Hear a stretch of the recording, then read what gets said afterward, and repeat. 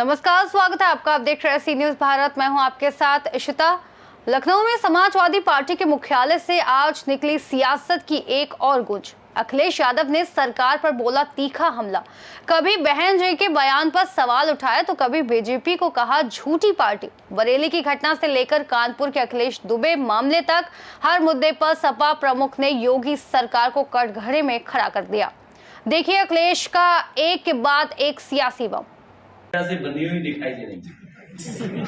जो पीड़ा हमारी है वो आपकी भी पीड़ा है। हम सबको एक ही दुख है। सवाल क्या है, एनसीआरबी 2023 की रिपोर्ट के मुताबिक उत्तर प्रदेश की लखनऊ में सबसे ज्यादा महिलाओं के प्रति जो है अपराध में है। इस सवाल के जवाब में ब्रजेश पाठक जी ने कहा कि आप हमारी सरकार की तुलना सपा बसपा सरकार की सरकार से तुलना करके मुझको बताएं। भारतीय जनता पार्टी झूठे मुकदमों का वर्ल्ड रिकॉर्ड बनाना चाहती है और झूठ बोलने में नंबर 1 है। एनसीआरबी के आंकड़े जो बताते हैं, जहां महिलाएं, बेटियां और कम उम्र की बच्ची सबसे ज्यादा असुरक्षित कहीं है तो उत्तर प्रदेश में है। और ये हमारा आपका डेटा नहीं है, ये एनसीआरबी का डेटा है। और इसके साथ साथ सबसे ज्यादा अन्याय अगर कहीं बढ़ा है, कहीं हो रहा है दलितों पर, तो वो उत्तर प्रदेश में हो रहा है। ये भी एनसीआरबी का आंकड़ा बता रहा है। उन्होंने इस बात पे भी यही कहा कि आप जो है सपा की सरकार का और हमारी सरकार का आकलन करके फिर हम बोले। नहीं तो ये तो आप कर सकते हैं, ये तो पत्रकारों की जिम्मेदारी है। ये अगर आप सवाल पूछ रहे हैं, उनसे सवाल पूछ रहे हैं, तो इसका मतलब उन्हें कटघरे में खड़ा कर रहे हैं आप। और मैं तो आपसे चाहूंगा कि अगर कंपैरिजन हो जाए तो आप कंपैरिजन जरूर कीजिएगा। और अगर आप कहोगे तो हम पे तो ग्राफ बने हुए, कई ग्राफ बने हुए, अभी हम जारी कर देते हैं ग्राफ। अभी स्क्रीन पे ले आते हैं आपके लिए ग्राफ कुछ। तो एक तो आपको कई ग्राफ हम स्क्रीन पे ले जाएंगे, आप देख लीजिए। अगर आपको सूट करता हो तो सूट आपको भी करेगा। इसमें कई मुकदमों के हम दिखा सकते हैं आपको, लीजिए अभी आ जाएगा स्क्रीन पर। और ये डेटा हमारा आपका नहीं है, वो तो सरकार का डेटा जो है वो एनसीआरबी देती है।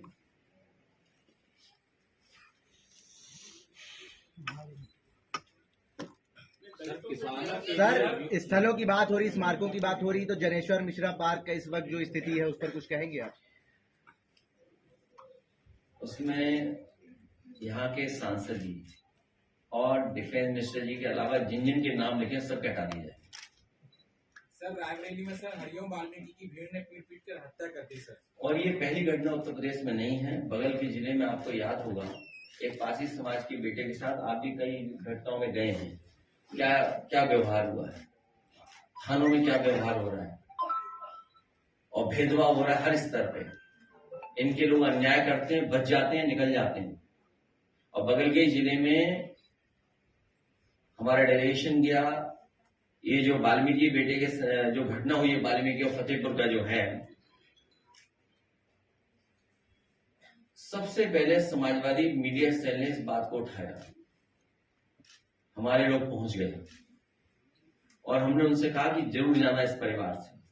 और ये एक घटना नहीं, उत्तर प्रदेश में लगातार इस तरह की घटनाएं बढ़ रही हैं। थानों में भेदभाव है, थानों की पोस्टिंग में भेदभाव है। जब पीडीए का ग्राफ हम लोग जारी करते थे तो ये ऑनलाइन जो नाम होते थे उनको हटा देते थे और कहते हैं कि डेटा गलत दे रहा हूं मैं, क्योंकि पीडीए के लोग वहां नहीं हैं, इसलिए पीडीए के लोगों पे अन्याय हो रहा है। वो जाए कहां अपनी बात कहने। सर, लखनऊ में एक बहुत बड़ी घटना हुई है। पिता समेत 3 बेटों की हत्या कर दी गई, चाहे वो कानपुर में कल ब्लास्ट हुआ, फतेहपुर में हुआ, लखनऊ के एमआईटी कॉलेज के पास पिता समेत 3 लोगों की हत्या कर दी गई और उसमें कार्यवाही केवल निपट। लॉ एंड ऑर्डर बहुत अच्छा है, देखिए कितना अच्छा लॉ एंड ऑर्डर है। सर, बरेली के घटना पर क्या आपकी नजर है सर? क्योंकि कल आपको बरेली उतरना था, वो तमाम चीजें विवाद में रही। आपका डेलीगेशन बरेली जाना था, उसको नहीं जाने दिया। वहां केवल डेलीगेशन न मुझे जाने दे रहे थे लोग, और आप लोग भी जानते होंगे और हमारे ऑफिस के कई कर्मचारी और कई हमारे साथ जो ऑफिस को देखते हैं वो लोग जानते होंगे, और पॉलिटिकल लोग बरेली के जानते हैं। सरकार और अधिकारी इस प्रयास में थे कि मैं जाऊं ही नहीं, बरेली न उतरूं, बाई रोड न जाऊं, रामपुर भी न पहुंच पाऊं। बहुत झगड़ा करने के बाद, बहुत अपनी बात को मनवाने के लिए या उनकी बातों को मानने के लिए कितनी बार बातचीत की होगी उन्होंने, तब जाकर के रास्ता निकला। और सच्चाई ये है कि बरेली का जो कुछ हुआ है बरेली में, उसमें एडमिनिस्ट्रेशन का फेलियर है, सरकार का फेलियर है। अगर लखनऊ में घटना हो रही है और 3 लोग मर रहे हैं, आखिर एडमिनिस्ट्रेशन क्या कर रहा है, पुलिस क्या कर रही है? जब पहले से ऐलान है कोई सी बात को अपना ज्ञापन देना चाहते हैं, तो आखिरकार सरकार क्या करे, एडमिनिस्ट्रेशन क्या कर रहा है? एडमिनिस्ट्रेशन ने जानबूझकर ये कराया, और इसलिए कराया कि जिससे कि उन्हें पॉलिटिकल लाभ मिल सके। ये वही लोग हैं जो जगह जगह रह करके भारतीय जनता पार्टी को पॉलिटिकली मदद करते रहे। याद कीजिए, ये जिलाधिकारी वही है जो मंच से मुझे कहना पड़ा था कि अगर चुनाव को हराने जिताने के लिए आपको अधिकारियों के माध्यम से, पोस्टिंग के माध्यम से BLO कौन होगा, प्रिसाइडिंग ऑफिसर कौन होगा, कहां पुलिस जाएगी, किसका छापा मारेगी, हमने तुम्हें इतना ही शौक है पॉलिटिकल इन्वॉल्वमेंट का, तो क्यों नहीं आप भी चुनाव लड़ लेते हो? इन्होंने कटहरी विधानसभा हराई थी क्योंकि अंबेडकर नगर छोटा जिला है, अधिकारी बड़ा जिला चाहते हैं। कटहरी विधानसभा के जिताने के लिए उन जिलाधिकारी महोदय को बड़ा जिला बरेली मिला है। अब बड़ा जिला मिलने का मतलब आप समझते होंगे। और ये घटना जो बरेली की है, ये है कानपुर में अखिलेश दुबे की घटना को छिपाने के लिए। रोशनी की रात को, वराफात को, वहां पर वो लोग या जो भी रहते थे समाज के, सेवा करते थे, धार्मिक, हमेशा सेवा हुई है, कोई पहली बार सेवा नहीं हो रही थी, पहली बार इस तरह का कार्यक्रम नहीं हो रहा था। लेकिन एडमिनिस्ट्रेशन को ये बात बदलनी थी उन्हें, क्योंकि अखिलेश दुबे पे बहस नहीं हो, क्योंकि 100 अभी करेंगे हम, और ये हम पत्र लिखेंगे, देखें बिजली मंत्री करते हैं कि नहीं करते हैं। एक गांव जो आपने बताया है, कैसा आप गांव लेना, मैं लिखूंगा, मुझे मैं लिखूंगा पत्र, सस्पेंड का किरदवा बिहार के चुनाव 2 चरणों में हो रहे हैं, उस पर चर्चा है कि बिहार के election, one nation one election, हम यूपी में चाहते हैं कि एक ही फेज में पूरा इलेक्शन हो जाए। वर्ल्ड बैंक का वन नेशन वन इलेक्शन बोलने वालों से हम चाहेंगे कि उत्तर प्रदेश का चुनाव 1 फेज में हो। 1 फेज, जो लोग 1 फेज में चुनाव नहीं करा पा रहे, वो 1 नेशन वन इलेक्शन की थ्योरी लिए घूम रहे हैं। चुनाव आयुक्त का एक वो था, 10 दिन पहले आप वोट में नाम नहीं है तो लिस्ट में चढ़वा सकते हैं, तो वो तो आखिरी दिन तक लिखवा सकते हैं ना, जब तक नॉमिनेशन के तक ना। नहीं रूल्स है ना, आखिरी तक। हाँ सर, किसानों को लेकर के सवाल है कि गन्ना पेराई सत्र आने वाला है, पिछले साल भी गन्ना का मूल्य नहीं बढ़ा था, इस बार क्या उम्मीद है? और सर, बुआई का सत्र भी आने वाला है, इसमें गेहूं और मसूर, सरसों बोया जाएगा। खाद की उपलब्धता पे पिछले धान की बुआई में जिस तरीके से मार पड़ी थी पूरे उत्तर प्रदेश में, आपने भी कई वीडियो शेयर किए थे, खाद की उपलब्धता को देख रहे हैं, DAP, यूरिया और DAP। भारतीय जनता पार्टी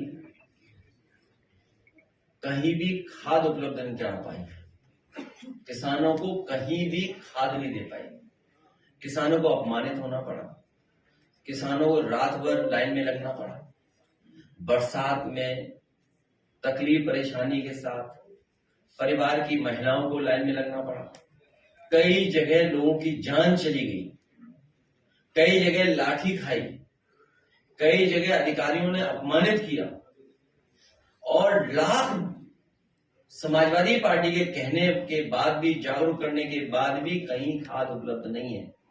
और उनकी सरकार के लोग कहते हैं खाद हर जगह है, मौजूद है खाद। फसल का जो नुकसान हुआ, अभी जो बारिश हुई उससे जो नुकसान हुआ, कन्नौज का मैंने वीडियो शेयर किया, पूरा आलू बर्बाद हो गया। काश्तकार किसान को क्या स्कीम बनाई?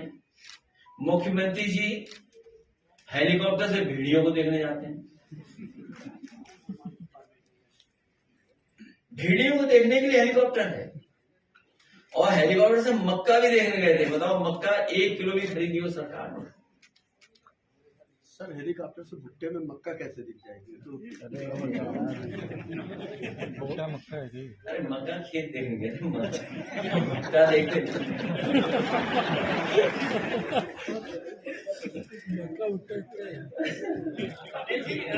इनको ऐसा है ना, एक काम करो, नहीं इनके लिए भी इलाज है। ये जो बात कह रहे हैं कि भुट्टा नहीं दिखाई दे रहा हो हेलीकॉप्टर से, ये तो मुख्यमंत्री जी की आंख कमजोर होगी तो नहीं देख पाएंगे। उम्र के हिसाब से सबकी आंख कमजोर होती है। खैर, आप रिमोट सेंसिंग डिपार्टमेंट में जाइए, रिमोट सेंसिंग, उसमें वो दिखा देंगे कि सैटेलाइट से क्या क्या दिखाई दे सकते हैं। फसल कितनी तैयार हो गई है, फसल का रंग बदलता है तो बता देंगे कब तैयार हो जाएगी फसल कटने के लिए, तो वो पूरी जानकारी दे सकते हैं। तो हेलीकॉप्टर जाने की जरूरत ही नहीं थी, और मक्का नहीं खरीदेगा। सवाल ये कि किसान को ये कहा कि आय दोगुनी करेंगे, जब किसान की आय दोगुनी नहीं हुई, और जिस तरीके से महंगाई बढ़ी है और जिस तरीके से मुनाफाखोरी बढ़ी है, ये सरकार अपने लोगों को मुनाफा पहुंचवा रही है। निवेली लिग्नाइट का जो प्लांट लगा था उस समय सपा और कांग्रेस से मिलकर के लगाया था। उस समय कांग्रेस की दिल्ली में सरकार थी, जायसवाल जी मंत्री थे, उन्होंने मुझसे कहा कि हम कारखाना लगाना चाहते हैं, पूरा सहयोग किया, और उसका परिणाम है आप देख के आएंगे घाटमपुर में बिजली का कारखाना लगा निवेली लिग्नाइट, वो भी अभी तक पूरा नहीं हो पाया।